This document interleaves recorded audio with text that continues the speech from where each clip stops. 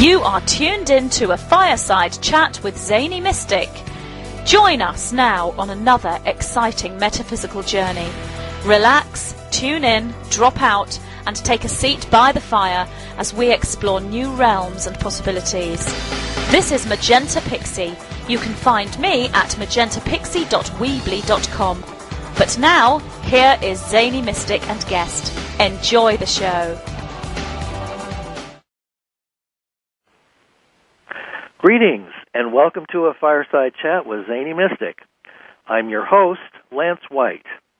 Tonight, my guest is Robert M. Stanley.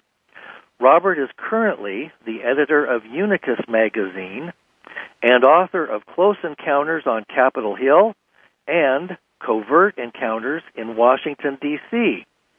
He hosts the Unicus Radio Hour and has served as a correspondent for America's Morning News and America's Radio News Network. Robert has traveled to dozens of countries and has read hundreds of books and thousands of articles during his lifelong pursuit of modern and ancient mysteries. Over the past 30 years, Robert's quest for the unique ideas and information has led him to research and write about many controversial topics. His ongoing investigations have been featured on television, radio, and in print. You can find out more at www.unicusmagazine.com. So let's welcome him to the show now. Hi, Robert. How are you? Doing well, Lance. Thanks for having me on. It's my pleasure. Well, I thought we'd jump right into the china shop and look at the elephant in the room. Extraterrestrials and Archons. They're here and have been for a very long time, yes? Yeah, absolutely. But they didn't create this world. They only wrecked it and then established this world as part of their empire. My understanding is that these... Okay, let me try and separate this. There are other dimensional or other beings from other universes that have come here. They look like, at least from the photographs I've seen, they're sort of like an amoeba. Mm-hmm. And so they are the infection. They came through some sort of wormhole at some point. I think they hitched a ride on some of our ancestors that literally left this universe through some Stargate or something, came back here, and that is the infection that has caused all the destruction and evil that we see here, obviously on this planet, but you know, it isn't limited just to just this world, as far as I know. So, but it's there's a hierarchy involved there, where these, even though these amoeba-looking things really don't have opposable thumbs or anything or technology, the fact is that they do insinuate themselves into our conscious. Mm-hmm. Hopefully not everybody, but I mean, enough of us are being influenced by them covertly, so that we do things to harm ourselves or others, and that actually is where they get their energy to feed off of. Right. In fact, there are pictures that have been taken by NASA and others that show these huge, I suppose that they would have to be huge, and they look like round discs with a circle. Yes. Yeah, but that's the NASA stuff. Did you see the press release about this? I did not see the press release. Oh, no. Yeah, it's on. You really okay? I'll send it to you in an email. But for anybody else, go to my website at unicusmagazine.com. Click on articles. It's the second link down. It says "Meet our controllers, the Archons." And okay. There's pictures in there, not only the NASA stuff, but pictures were taken mainly by Trevor James Constable back in the 50s using infrared film. It's very consistent, and it's really odd how this also. Yes. Okay, it all came together in my mind. After writing the second book about Washington, D.C., I knew that there was what the Catholic Church calls a demonic influence in Washington, D.C. Obviously, it's around the world, too, but I was focused on Washington, D.C., and I was trying to get some answers as to what are these demons really? Okay, yeah, you can call them alien, but that doesn't... There's more to it than that, right? Right. That's how I found out about the Archons. I'd read about them, I heard about them, but... Typically speaking, most people say, oh, they're reptilians or greys. Those are the Archons. They may very well be. But there are human beings who are under the influence of the Archons. I'll give you an example. A dog, right? Beautiful dog gets infected by rabies. Right. It turns violent. You can't reason with it. It goes, right? It acts That's insane. right. That's right. Okay, this is the same kind of thing we're talking about here. These amoeba-like entities that are non-physical are energetically influencing us and all these other different races to do destruction, harm to ourselves and the environment. Yes, that aligns with everything that I've studied and known, and directly and indirectly as well. Yeah. And as I understand it, this goes. The Gnostics wrote about this. Carlos Castaneda is mentioned in your article as well. Yeah, and that's it. They cannot. John Lamb Lash is another one that writes about it. They can't. They can't influence us directly. They have to. In other words, they don't have the power of creation that we do. Right. In this realm, so all they can do is create false imitations. Right. So that's where the things like McDonald's Golden Arches and all these other things that come in that are replications. They can replicate, but they cannot create.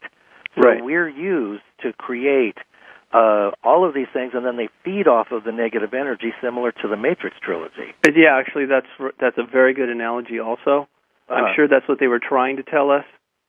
In fact, those the creatures that those machine-like spiders.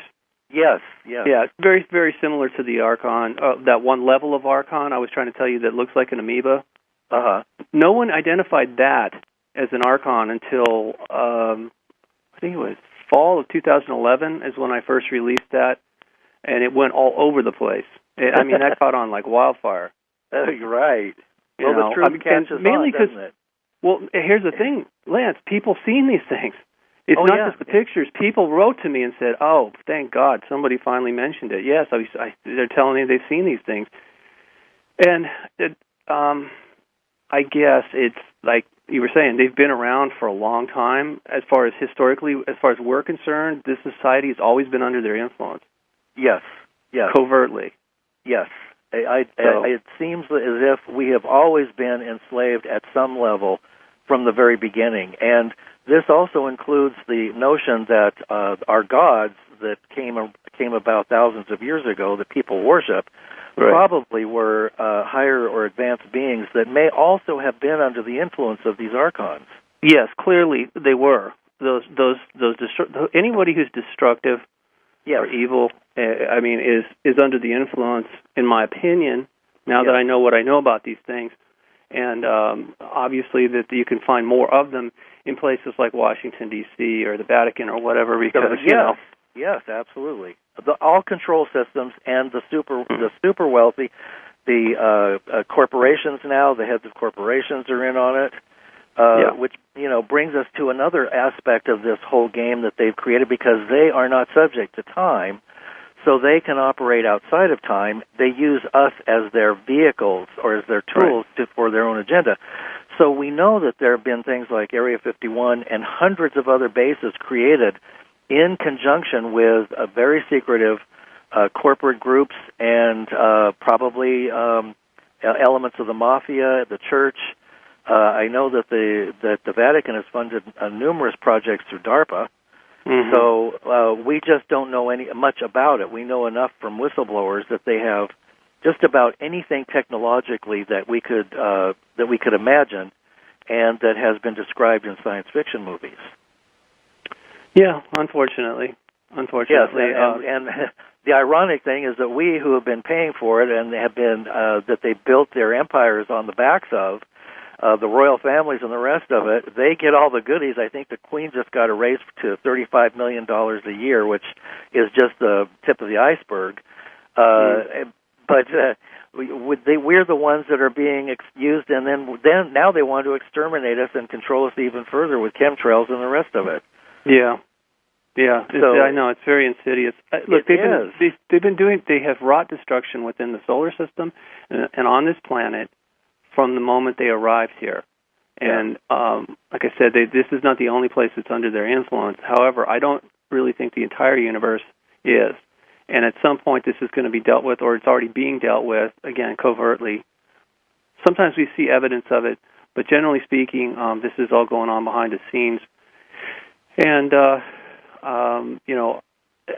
in the article that I was referencing before that I wrote, as I find new information, I put it up there, including anything that might actually help people to deal with these things. Uh-huh. I know it's still a stretch for a lot of people. They're like, "Oh, what are you talking about? There's no such thing as evil." And actually, that's the greatest trick of these things, is convincing us that they don't exist. There you go. Yep. So, but once a person does recognize that these things are real and can see evidence of them in their own life and other people's life, then you have to do something about it, obviously. There's various techniques that people do, and I mean, obviously, whatever works for you is great. But personally, I think that these things cannot take the light. They don't like laughter. They don't like anything that's happiness, loving, but they really don't like the light. And so I've combined a couple of meditative techniques from different parts of the world. Very quickly, it goes like this. If you can clear your mind and focus on your solar plexus, that's the stomach area, and just imagine a candle, just one candle flame burning. Now, it has to be done visually. The inner vision has to be at play here, but just imagine the candle burning. You take that candle, and then you use it to ignite a fire. Just visualize this in your mind, that there is a fire there. There's the wood, there's all the tinder. You place the candle in front of it, and poof, it starts into a fire. As the more you focus on that fire, the greater comfort that you'll find actually is surrounding you. Especially at night. This is usually better at night when it's quiet and you're getting ready to go to bed, because that's when they come out to feed. This is when you want to do this, folks. So just give it a try. Build a campfire in your mind, but light the campfire using the God spark within you. Like I said, for simplicity's sake, just imagine one little candle that is lit inside you. Then you extend that out to the fire, and you pass the fire on. You create this fire in front of yourself. And if you've ever seen a bonfire, it happens once a year down the street at the high school my son's going to. They create a bonfire, and I'm not kidding, from like 1,000 feet away, you can feel the heat. You can hear it crackling. It just ripples through the air. So I use that as an imagery. Where it goes from small to, like I said, small to large to even larger.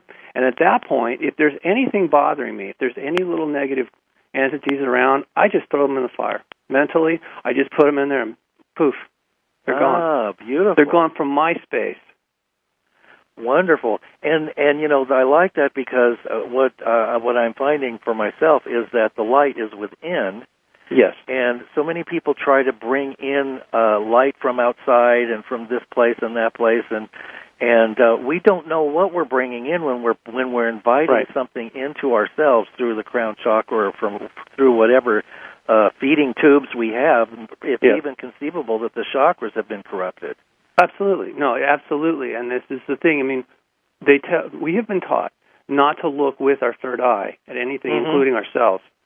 And some people just dismiss it as imagination. Sorry, folks, but that's what we're talking about when we say the kingdom of God is within.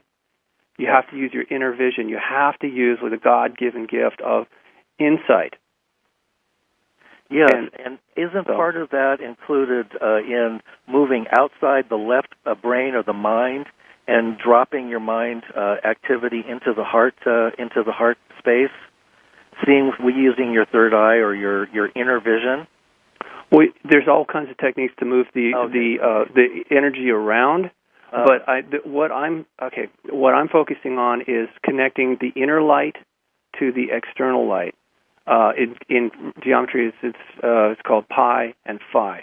The internal and external measurement is really there is no separation unless you look at it that way. See, and so the reason I'm talking about doing this is because it isn't just about energy, building an energy field. It's lighting the God spark is very important, and moving it up. Eventually, when you move it up into the crown chakra, when you can actually see the light in your mind, you're generating. You're actually connecting to the source. When you can see it like that, on some level, you actually are that. Yes, absolutely. That makes perfect sense. Okay, because when we talk about it, things that we can, we talk about conceiving a concept, conception. Right. Okay, it's all thought form, and that's why what we are dismissing as pure imagination is 180 degrees backwards. It all starts there. Right. It all starts there. Right. And then the educational system and everything around us, society, and everything we're programmed to, the beliefs that we're just constantly bombarded with, and the technological waves that we can't see are telling us to judge and discern and think and so on and so forth. And that's reducing our imagination to zero. We're taught not to imagine and not to think. Right.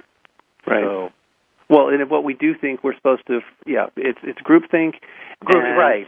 It's also this, if you notice, every time you turn on TV, or a lot of times radio, even mainstream radio, it's always provoking, always constantly agitating, irritating, and drawing us down to the lowest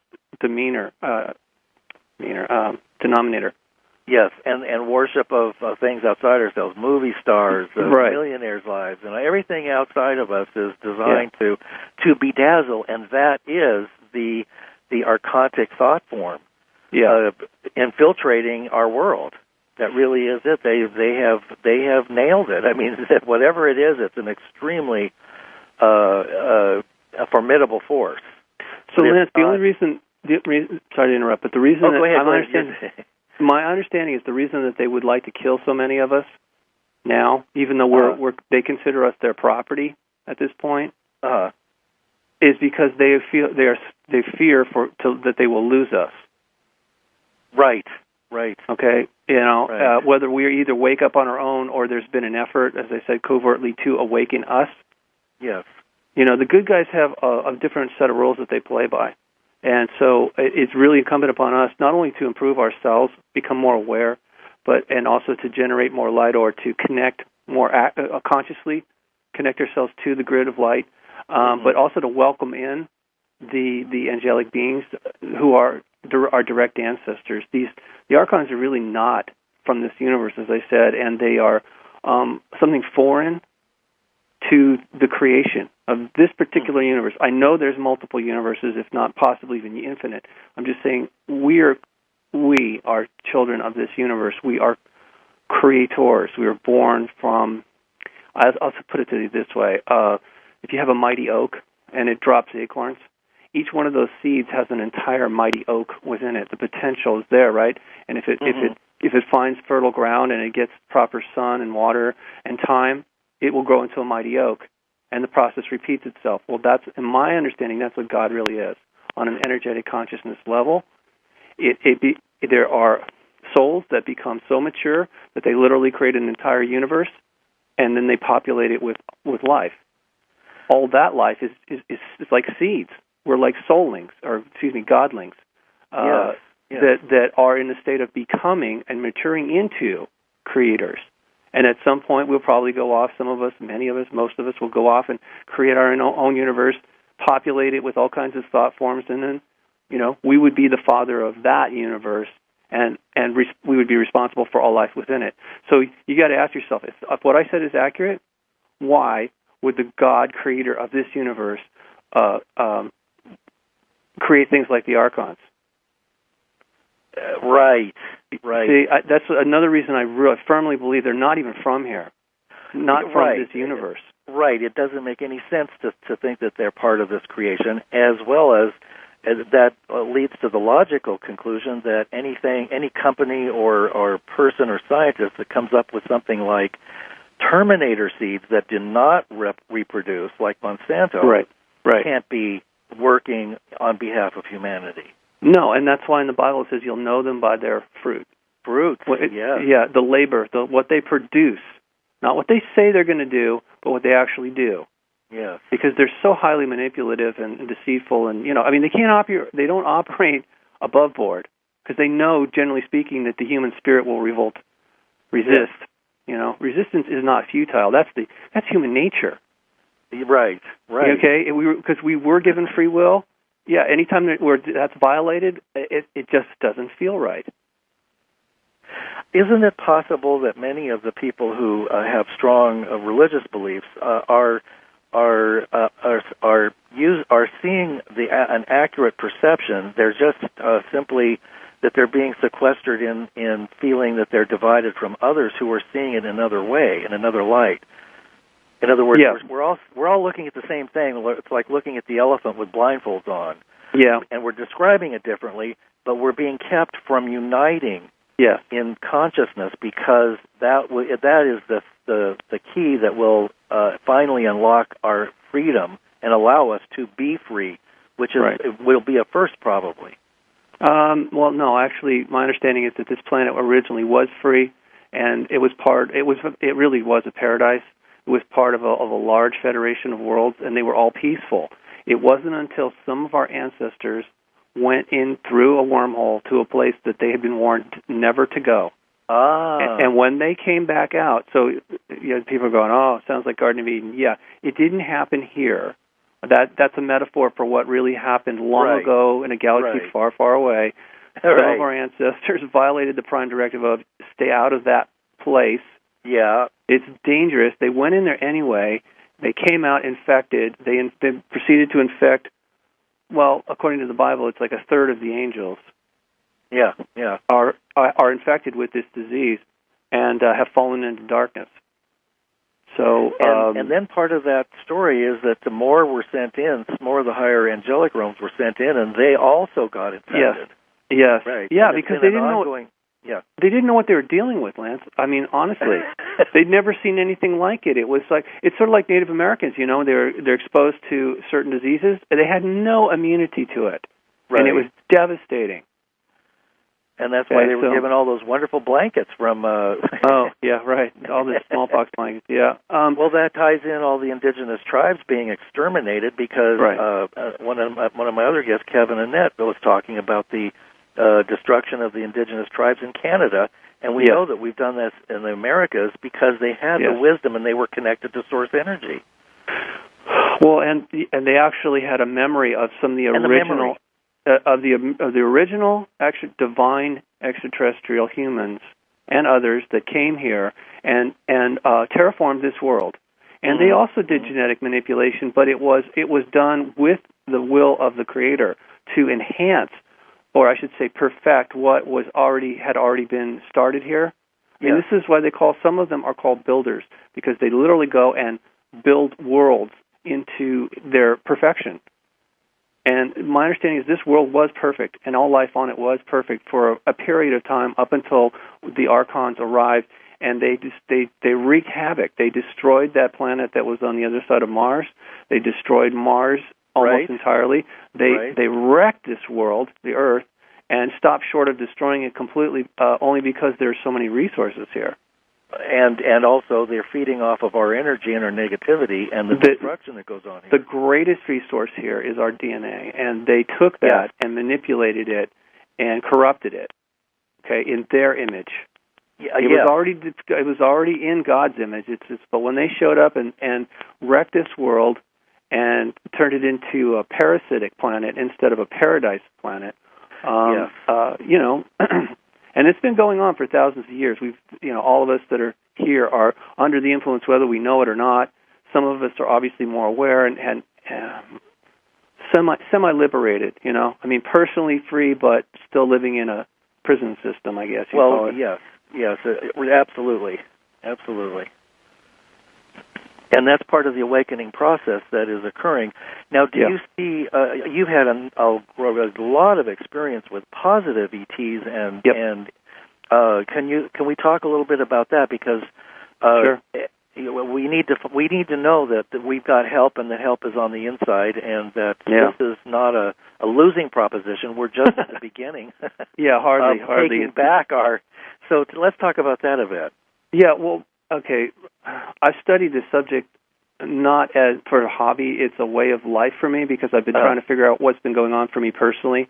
And ultimately then I learned a lot about the history of the planet that in ways that, it may sound odd to some people, but one of the things that our ancestors said as this world was being destroyed by the Archons was that they vowed to return and put things back to reclaim the earth and liberate all of us that were captured here. So where did I start getting contact was Malibu. When I was living there, I was 24 at the time, and I was a security guard, and I met a boy who was possessed by the Archons. I didn't know that at the time. I certainly couldn't have told him that. I didn't know it for sure. I just knew there was something really wrong with him, and he almost died that day because he almost bled to death. I was working security. It was just a reflex. I went and I intervened, and I made sure that the paramedics got there in time to and rushed him to the hospital.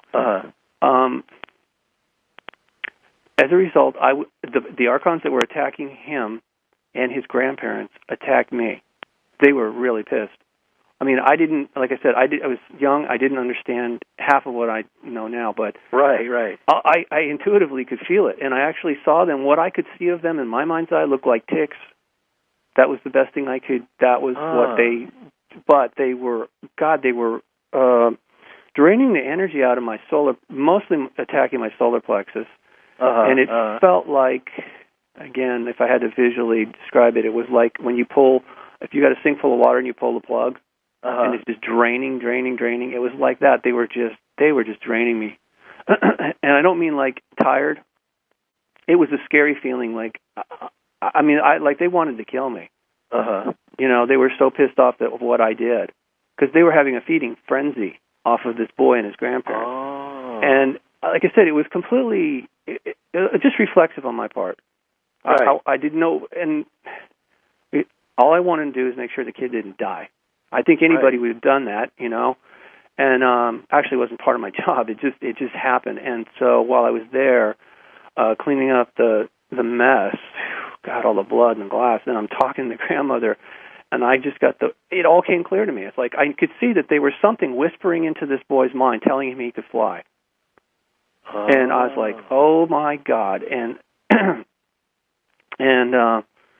all the hair stood up on the back of my neck. And I mean, it was a bright, sunny, beautiful day on the beach, and I'm feeling like spooked out of my mind. Wow. There was something in the room that we couldn't see, but yet I knew it was there.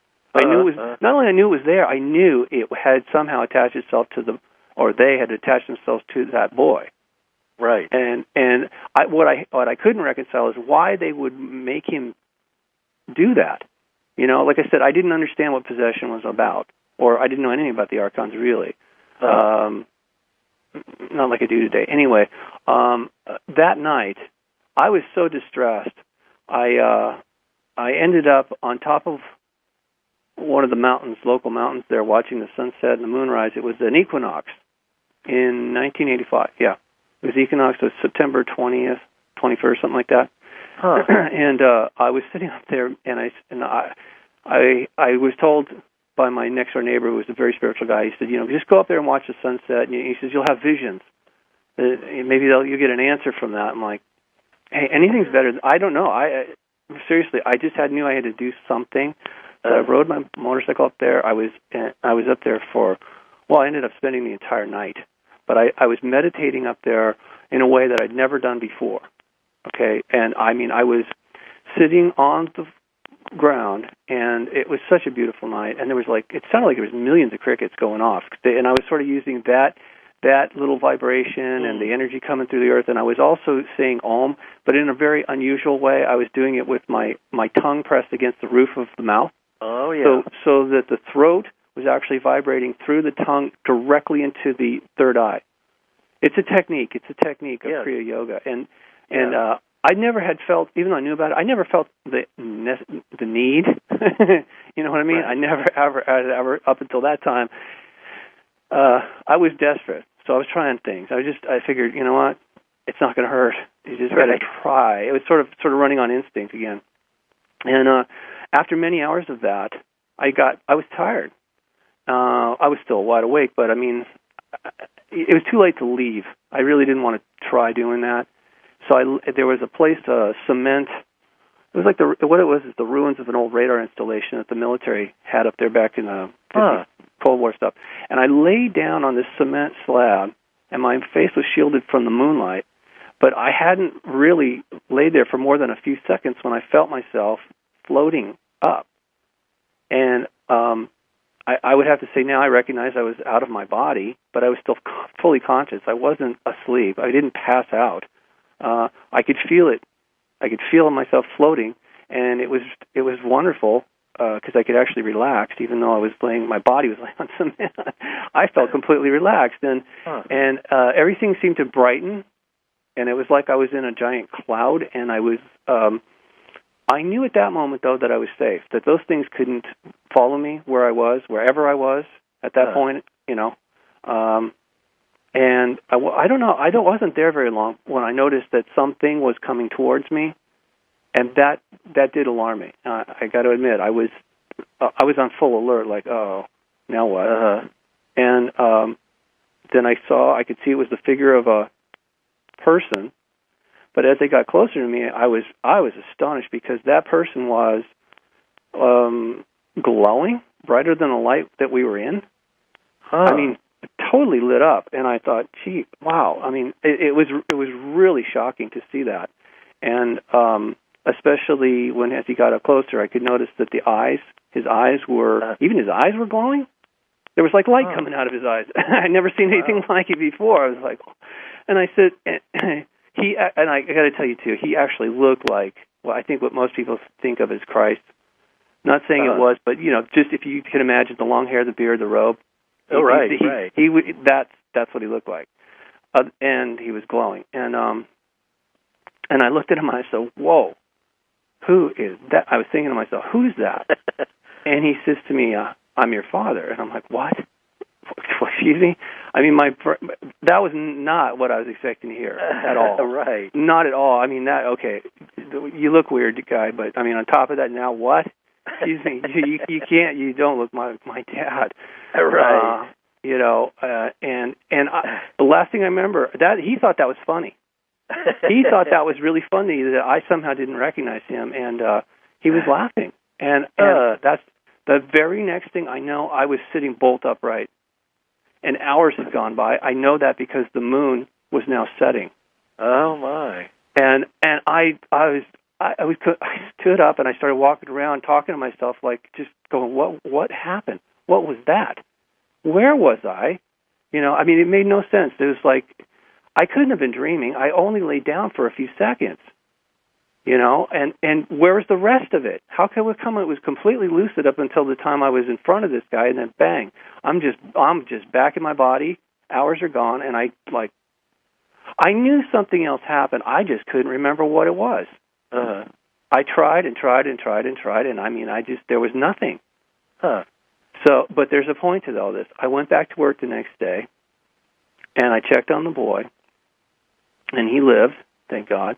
Okay. And his grandparents told me that he lost a lot of blood, obviously, and that, you know, he had to have over 300 stitches. And I said to him, "Wow!" I said to him, "Look, I know this is going to sound weird, but you can heal the scars on his face, but unless you do something to heal the scars on his soul, this is going to happen again." Oh. And I turned around, I walked out, and I go, "That's it. I'm going to be fired. I'm going to get fired for this." Right. You know, I mean, they're going to think I've completely lost. And I didn't even, honestly, I had no idea why I was even saying that at the time. I didn't understand, and I'm sure they were shocked, but it's a message that had to be delivered to them. And, okay, so the confirmation comes like this. Shortly after I left the boy's house, I'm sitting there at my post. This girl comes back. She had been with me the day before. This friend of my girlfriend. Anyway, she says to me, she's all excited. She goes, Robert, I saw you in my dreams last night. I'm like, yeah, okay. And I mean, I didn't really care. But she says, you taught me how to fly. I said, I did? She's like, yeah. And you took me up to the mountains. I'm like, what? I hadn't told her anything. Okay. And she's like, yeah, you came to my room. She said, it was sort of like Peter Pan. You just took my hand and we flew up to the mountains. And then she says, you taught me how to fly. And then once I learned how to do it, you made sure I got home, and then you went somewhere. I was like, oh, my God. So I was doing something else. I mean, of all people, because you got to understand, this person was not, as far as I know, not into spirituality at all. Never talked about meditation. I mean, her whole thing was like cars, cigarettes, Right. going to the mall. It's just like, and she even told me, she goes, I think this has something to do with spirituality. I read about it in my psych class once. Huh. And she was real excited. She actually said it was thrilling, and I was just shocked because I hadn't told her anything. I mean, I didn't even know what was going on. So later that day, I get home and to my house finally, and the phone rings, and it's my grandmother. Total opposite, older woman, really, and wonderful person, very, very spiritual. And she says to me, Robbie, she says, I saw you in my bedroom last night. And I go, oh, geez, here we go again. And she says, you were standing at the foot of my bed, and she says, you were all lit up like a Christmas tree. Huh. I said, what?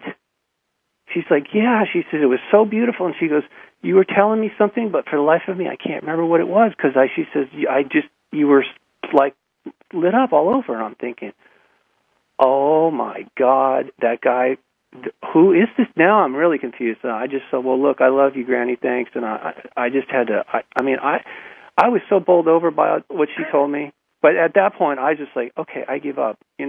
Whatever's going on, I thank you, for helping. I don't know who you are. Because actually, when I was meditating, I knew I needed help. And I was only thinking about one thing, because I do know that's with meditation, you're trying to focus your thoughts, right? It's sort of like a lens with light. If you want to start a fire, you need to focus that light into a beam, right? So I was using this beam coming out of the top of my head as a carrier signal, and I was only focused on one thought. It was love. And the reason I was doing that is because I felt, personally experienced something that was pure evil. I may not have had all the facts and figures like I do now, but I mean, God bless it all, I could feel those creatures in that room. Mm-hmm. And I knew if there was anything that was evil in this world, that was it. Mm-hmm. Didn't get any more evil than that, where you're just preying on a little kid like that? For what? I mean, what the hell did he do to you? Right. I mean, what kind of sadist would actually get pleasure out of that? It just so it made no sense to me, but it certainly motivated me to seek answers to those particular questions. However, it took me. It was decades later that it's finally started to gel, and that was only after I wrote the conclusion to the second book, which is Covert Encounters in Washington, D.C., because in that I lay out the hidden history of our nation's capital. Not just the UFOs, but these demonic entities that live there in the capital and manipulate people. And I give examples that everybody knows of, such as the movie The Exorcist. That really happened. That's based on... William Blatty took that right out of the local newspapers from 1948. It happened to he was a 13-year-old boy living in Georgetown. Wow. We don't know his real name, and that's irrelevant. The point is, he didn't know what he was doing during the nighttime. They would only come out at night. They would use him, and so at that point, once I started looking into that aspect of the demons in Washington, D.C., I realized, here it is again. We're in big trouble. Yeah, and I started thinking, no, because here I recognized right away when I read those reports, it's just like that boy in Malibu. But it's happening in Washington, yes. D.C., and that just frosted my cookies, man. I thought, there's no way this is going to stand. This has got to come to an end. People need to know about this. And I knew that this probably wouldn't be well received by a lot of people, and that's understandable. But I also knew that it would be derelict of me not to report what I found. Well, that's a good way to segue into the question, what did you find that's pertinent to Washington, D.C.? And we know that many people have talked about the obelisks that are around the world, the one in Washington, the use of esoteric symbols, and that the various esoteric groups have been infiltrated above the 33rd degree. And the secret organizations run the place. Look at the one that all the politicians are involved with, the Skull and Bones. Council on Foreign Relations. There's a lot of them. As you began to research, what did you find out was? I mean, it's clear that there are dark energies ruling there. What were some of the things that you discovered? Well, as I said, the movie The Exorcist was based on a real event, or a series of exorcisms that took place in Washington, D.C. with the boy. There was also historical records of what they call the demon cat that lives in the Capitol building, which really cannot be a good thing. It's typically only seen before national crises, like when Kennedy was shot or Reagan was shot. Once again, indicating that it's attached to these negative energies. They know this is coming. They're just licking their chops, knowing that the next sacrifice is coming, and they're going to feast. There was a few others I can't recall that just completely just random events where people were clearly seeing demons there. Oh, actually, my journalism partner took pictures of something that looks like shape-shifting, dark, demonic entity. It was actually flying over Howard University, and then other people have seen this thing too. So that's the other thing I would really encourage people to do is look at the photographic evidence that I've compiled. So just go to unicusmagazine.com, click on books or photography, and you'll find a link there to the DC UFO archive or images. But I would just have to say that, yes, you're right. There is a satanic influence. There's even something called the Satanic Underground of Washington, D.C. They advertise on the Internet, if you can believe that. So it's, in the second book, I actually had over 900 eyewitness accounts of UFO activity and or extraterrestrials in Washington, D.C. That's from 1850 to 2011. However, it's still going on.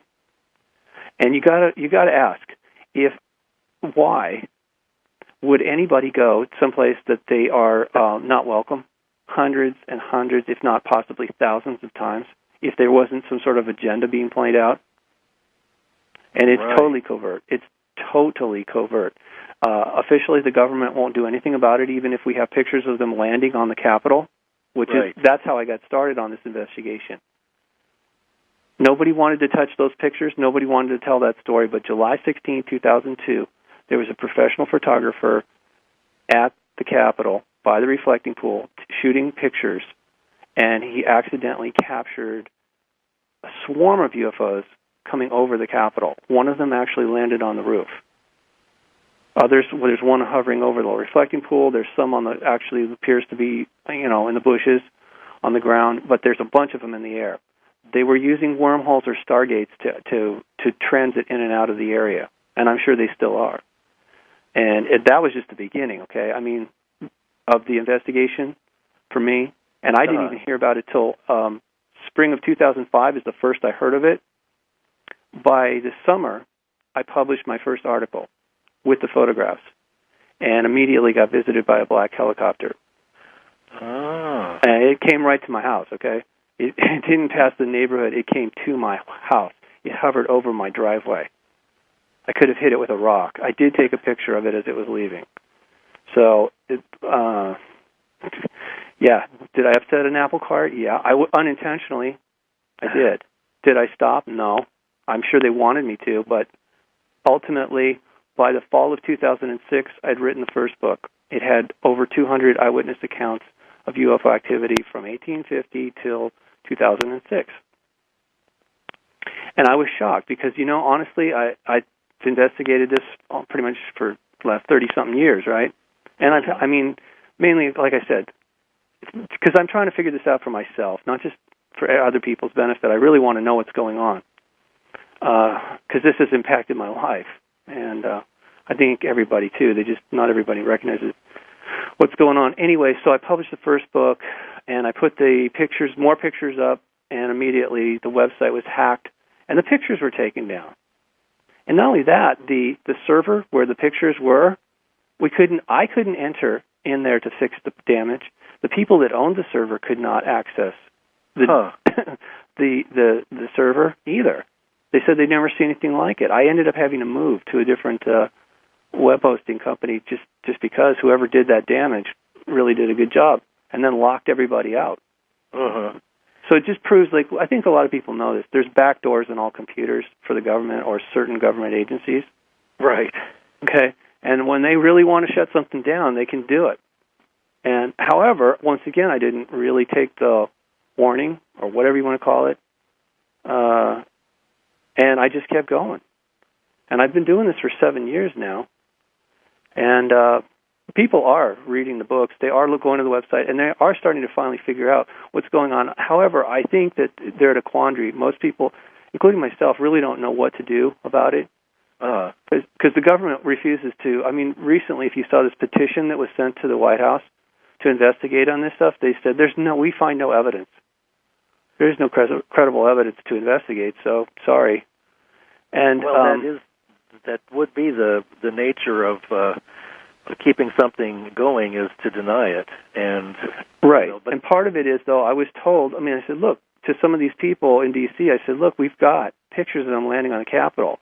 Isn't there anybody that can at least comment on this officially? And we were told no, because that person and whatever agency that they represented in Washington, they would be held accountable by the public. At least that's that's the excuse we were told. You see, or at least that's their mindset. They were honestly telling us, that they're scared. They're scared to admit what's going on there because honestly, I don't think they're in control. They don't appear to be in control clearly, yes. Yeah. Clearly, the whole thing's gotten out of control. It probably was never really controlled in the first place, but they might have. Well, at least not by us. Not by us. Right, and so for our government officials, the people we think we elected to be leaders, if they're really not in control, then who the hell is? Well, I do know that I've heard stories from other guests that have talked about people high up in the intelligence community that are in charge of the national security going to certain corporations and asking them what's going on, and they were given the direct information, you don't have a need to know, you don't have clearance. Yeah. So, I think we have a pretty good idea of the nature of the cover-up and the extent of it, but if we knew what they were doing and the technology that they have, and it leaks out periodically. There is free energy. We know that. Free energy has existed since, probably for thousands of years, since the pyramids. Yeah, I mean, I think it's always been there. It's just that we were cut off from almost everything once these Archon entities, or the entities the beings that were possessed by the Archons, when they arrived here, they destroyed literally everything and then remade this world in their image. They took our DNA and created us to be their slaves, unfortunately. And it's not about mining gold. Really, I mean, where's the gold? God bless Zechariah. Wherever you are, Zechariah, I love you. But, there was a lot of things in those records that were never accurate to begin with. Yeah, right. Because the people that wrote them down didn't have all the information. They were just, they were cogs in the wheel themselves. They couldn't see the bigger picture. They didn't have that kind of orientation to the bigger picture. They couldn't have. We were already under the influence by that time. Right, and then there are levels of understanding. There's the outer version, and then the esoteric version. Yeah. And as you and I know, and people listening know, there are layers of truth nestled into the same information that somebody could read and pick up something obvious. But gold could refer to alchemy. It could refer to spirit. It could, or it could just be gold too. I mean, look, a lot of their technologies are not that advanced, not compared to the divine ones. Their level of technology is sort of like, a friend had a really good analogy for me one time. He goes, if you had to compare this to Star Trek, the divine beings, they're like the Q. Yeah, they are the technology. They don't need all that stuff. Right. They work. They know everything's consciousness. They're in contact with the Creator of this universe, and they're working with Him as agents of His, good work, the creative work that they do. So, and doesn't it make sense that we have that capacity within us? Absolutely, but it's been corrupted, and like I said, that's another reason why that they really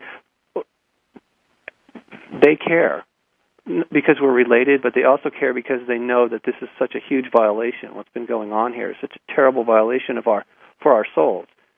Yeah. I mean, the physical body is one thing. The soul is truly something separate. It's connected, but it is truly separate. It's on a completely different level. Yeah, and I'm sure that's really where I was when I stepped into the light. I was not in my physical being. I could see things and do things that I could relate. I was still thinking of myself as a physical being, but I'm sure I wasn't. I'm sure we're not. I mean, I'm just absolutely positive that our souls are more like, like I said, like eternal flames, or right. a little more well defined than that, like a ball of plasma that's highly intelligent and extremely creative. You know, and well connected too. That's the other thing. I believe all the universes, more or less, are connected because they are. It is a holographic fractal. They have to be connected. They can be individuated like cells, but they're still part of a greater body. Right. If something can be affected trillions of miles away at the same moment, that would indicate that there is no separation. Right. Correct. And so the more fragmented and separate and judgmental and tormented we are, the more we're capable of being divided and not realizing or coming to fruition, as you spoke in the first place, of bearing fruit. And the fruit being not necessarily having children, but giving birth to our own divine essence within, the spark that's already there that is waiting to be recreated on a higher level. Yeah, because the pattern wants to repeat itself. It's designed like that. That's what a holographic fractal is. It just wants to repeat and repeat and repeat infinitely. Of course, there's variations too, and that's what gives us our individuality. But in many ways, we're a lot more similar than we are different. Oh, absolutely. What do you see as some of the solutions for us in terms of learning how to come together consciously and unite so that we are not able to be as corrupted as, well, of course, one of the main solutions would be to turn off your television set. Yeah, obviously that would help. But, there's so many influences over us, but I really think that President Reagan touched on something when he was in office, is what he said, if we were faced by a common enemy from outside, that we would unite. And I've had mixed feelings about that for a long time until I realized, he may have actually been talking about the Archons. Right. I mean, who am I to say what he knew? But I do know that he did have close encounters when he was governor. That happened at least twice that we know of. One time he was driving down the coast with his wife, and they were going from Santa Barbara to Hollywood, and somewhere along the way they were actually contacted. At first I'd heard for years that they saw something and it really shook them up, but apparently recently Shirley MacLaine was at that party. She's come out and said no, they actually saw someone. They talked to someone that came out of the craft and was talking to them. So that would explain why they were late and very shook up. But so it's the good guys are doing what they do very cautiously. They don't want to upset the apple cart. They also know that the Archons would not hesitate to just destroy this world and all life on it if they felt like they were going to lose control. Yes. So it's a tricky situation. And so what can we do? I think part of it is if a person does come to the awareness that the Archons are real, then it is imperative that they take some sort of action to free themselves, because it all starts with you.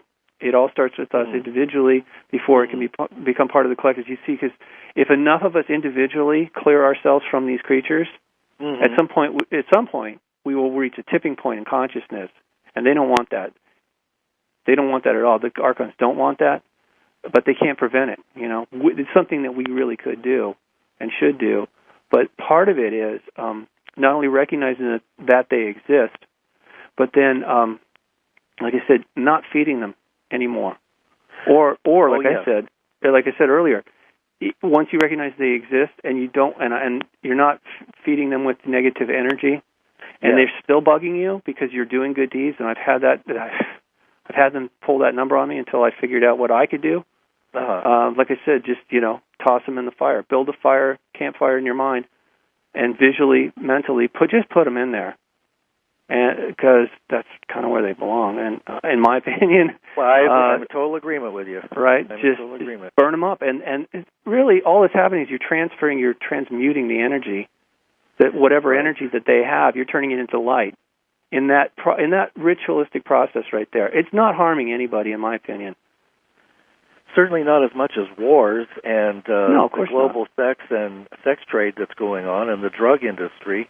Yep. That is being secretly kept going by governments and royal families. I mean, there's nobody that's not subject to this. The evil in the world that's corrupted us. Yes. And I think those at the top are the most subject to it. Yes, and that's why I believe in the Bible when it talks about the first shall be last. Oh, right. That's because that's the way it's just going to have to be. And so the end of the world as we know it, I believe is inevitable because the way the Archons have set this up is completely unsustainable. Yes. I mean, those elements that you mentioned are set up already. That the seeds of self-destruction are already here. Look at the nuclear industry falling apart. Oh yeah. I mean, that was on shaky ground from day one. And the good guys, when they came in, they kept telling our leaders, "We'll help you, but you have to stop the nuclear program. It's literally a dead end." But they wouldn't listen. And the reason they won't listen and that they won't work with the good guys is because they're under the influence of the bad guys. Yes. Would you say that most of the governments, most of the people in government, like the larger percentage, are under the influence and may not even know it? Yes, unfortunately. Unfortunately, it's not just people that are schizophrenic or pathological. That's right. You know, those are extreme examples. But we are all, to some degree, either directly or indirectly being influenced by these entities, in my opinion. Yeah. Okay, you know, and so take it for what it's worth. But like I said, I finally saw this for what it was only because I asked. And you know who I asked to help me was the guy that said he was my father. I visualized him because I figure he's a being of light. He knows how to deal with this. He came when I said I need help. He showed up. I think that's probably one of the reasons he's laughing. It's like, hey, look, you called me. Here I am, and now you don't know who I am. It's like, what's you know? So, I love that story. So years later, I've never forgotten him and that feeling that this radiant light. And as a matter of fact, a lot of Christians don't know this, but it's only something I came across last year when I was speaking to a shaman friend of mine out here in New England. He says, you know, that sounds like the transfiguration of Christ. And I go, what is that? And he goes, oh, just look it up. You'll find it. Well, apparently that's one of the things that Christ did before he was crucified is he took 3 of his disciples up onto a mountain. We don't know which mountain, but it's not important. He went up there and he started to glow. He started to glow. His whole, even his garment was radiant. It says that in the quote. And then to make things even weirder, a glowing cloud shows up, and a voice comes out of it, says to them, "This is my son, of whom I'm well pleased." Like, what? A talking cloud, right? The glow. Right. We've got another minute. Okay, guys. Thank you. Well, anyway. And this and more we shall do ourselves. So yeah, that's right. There you have it. Well, Robert, we're at the end of a show, and that's just flown by faster than on angel wings. So I want to thank you for being on tonight. I love talking to you. And before we sign off, if you could mention your website again so people can find you, and I'd love to have you back again so we can talk some more. Okay, thanks, Lance. Yeah, my website. Yeah, I know. We're just scratching the surface. The website is Unicus. My website is unicusmagazine.com. It's spelled UNICUS magazine.com. Go ahead and enjoy yourself. A lot of free information there. If you want to contact me, there's a link at the bottom of the page for email. But well, thanks again, Lance. Oh yeah, it's my pleasure, Robert. And good night, and good night, everybody. Stay tuned for our next show. Thanks a million. Bye bye. Perhaps I've seen they're sort of like an amoeba, and so they are the infection. They came through some sort of wormhole at some point. I think they hitched a ride on some of our ancestors that literally left this universe through some Stargate or something, came back here, and that is the infection that has caused all the destruction and evil that we see here, obviously on this planet, but it isn't limited just to just this world, as far as I know. So, but it's there's a hierarchy involved there, where even though these amoeba-looking things really don't have opposable thumbs or anything, or technology, the fact is that they do insinuate themselves into our conscious. Hopefully not everybody, but I mean enough of us are being influenced by them covertly so that we do things to harm ourselves or others. And that actually is where they get their energy to feed off of. Right. In fact, there are pictures that have been taken by NASA and others that show these huge, I suppose that they would have to be huge, and they look like round discs with a circle. Yes. Yeah, but that's the NASA stuff. Did you see the press release about this? I did not see the press release. Oh, no. Yeah, it's on. You really okay? I'll send it to you in an email. But for anybody else, go to my website at unicusmagazine.com. Click on articles. It's the second link down. It says "Meet our controllers, the Archons." And okay. There's pictures in there, not only the NASA stuff, but pictures were taken mainly by Trevor James Constable back in the 50s using infrared film. It's very consistent, and it's really odd how this also. Yes. Okay, it all came together in my mind after writing the second book about Washington D.C. I knew that there was what the Catholic Church calls a demonic influence in Washington D.C. Obviously, it's around the world too, but I was focused on Washington D.C. and I was trying to get some answers as to what are these demons really? Okay, yeah, you can call them alien, but that doesn't. There's more to it than that, right? Right. That's how I found out about the Archons. I'd read about them, I'd heard about them, but typically speaking, most people say, "Oh, they're reptilians or greys." Those are the Archons. They've made the system, and on this planet, from the moment they arrived here. And like I said, this is not the only place that's under their influence. However, I don't really think the entire universe is. And at some point, this is going to be dealt with, or it's already being dealt with, again, covertly. Sometimes we see evidence of it, but generally speaking, this is all going on behind the scenes. And, in the article that I was referencing before that I wrote, as I find new information, I put it up there, including, anything that might actually help people to deal with these things. I know it's still a stretch for a lot of people. They're like, "Oh, what are you talking about? There's no such thing as evil." And actually, that's the greatest trick of these things, is convincing us that they don't exist. There you go.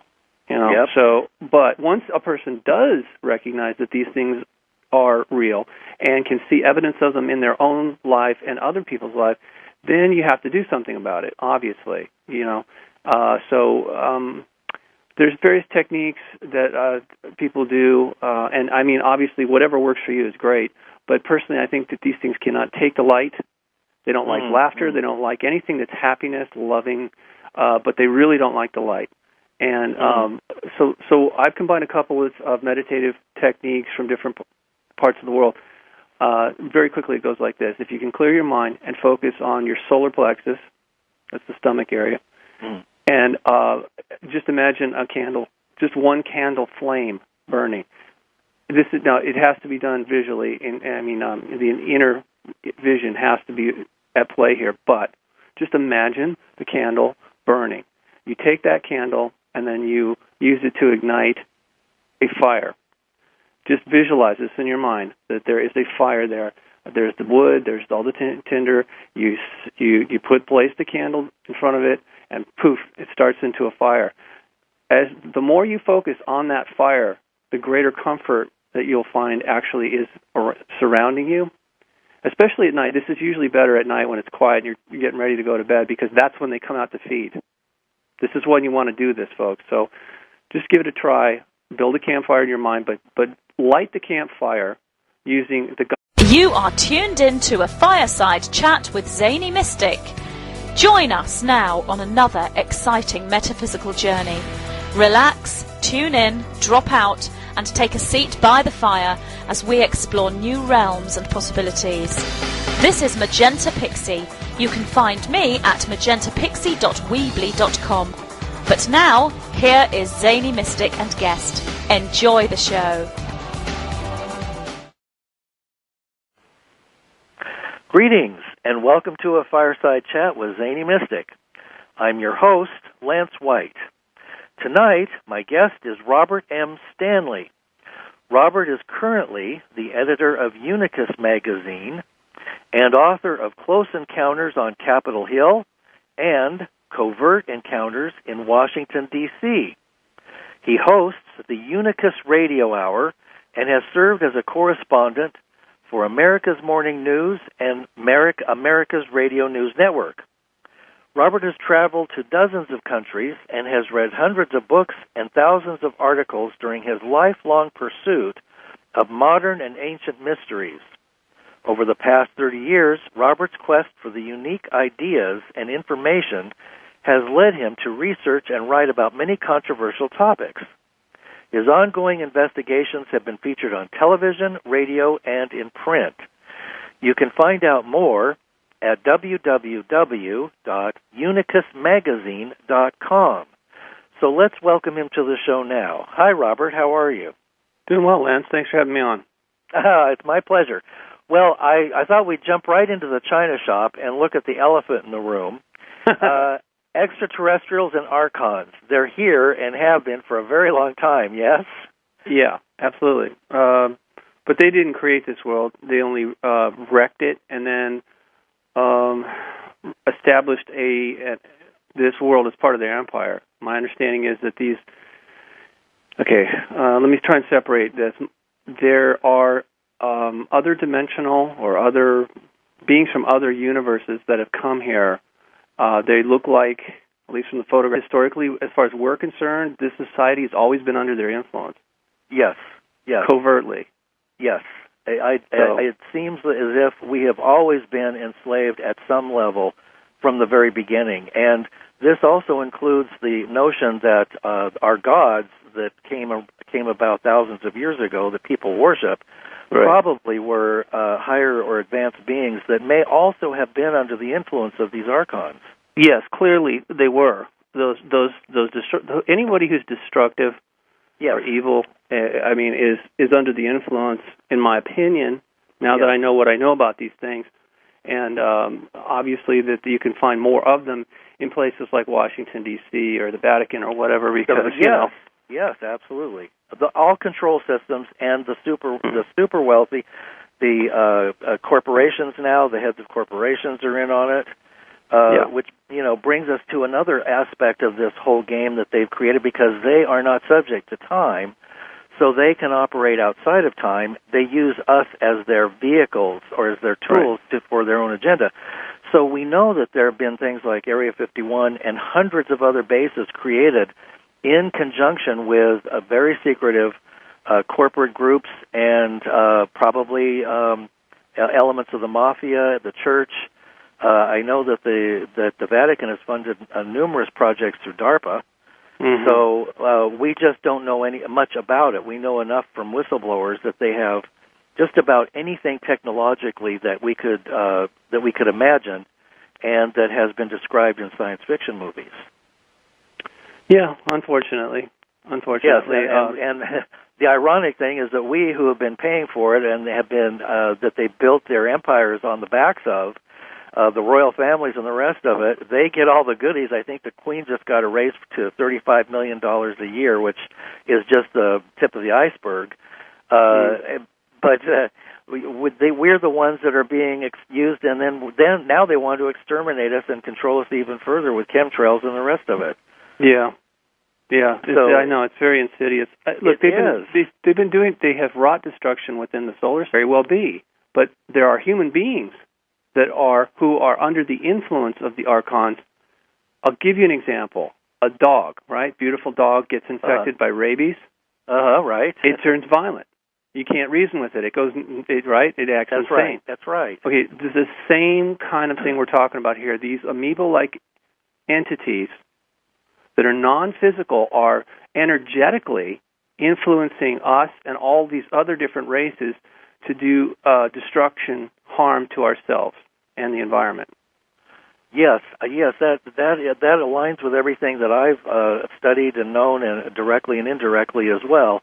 Yeah. And as I understand it, this goes. The Gnostics wrote about this. Carlos Castaneda is mentioned in your article as well. Yeah, and that's it. They cannot. John Lamb Lash is another one that writes about it. They can't. They can't influence us directly. They have to. In other words, they don't have the power of creation that we do. Right. In this realm, so all they can do is create false imitations. Right. So that's where the things like McDonald's Golden Arches and all these other things that come in that are replications. They can replicate, but they cannot create. So we're used to create all of these things, and then they feed off of the negative energy, similar to the Matrix trilogy. Yeah, actually, that's a very good analogy. Also, I'm sure that's what they were trying to tell us. In fact, those the creatures that those machine-like spiders. Yes. Yeah, very, very similar to the Archon, that one level of Archon I was trying to tell you that looks like an amoeba. No one identified that as an Archon until, I think it was fall of 2011 is when I first released that, and it went all over the place. I mean, that caught on like wildfire. You're right. Well, the truth catches on, doesn't it? Well, here's the thing, Lance, people seen these things.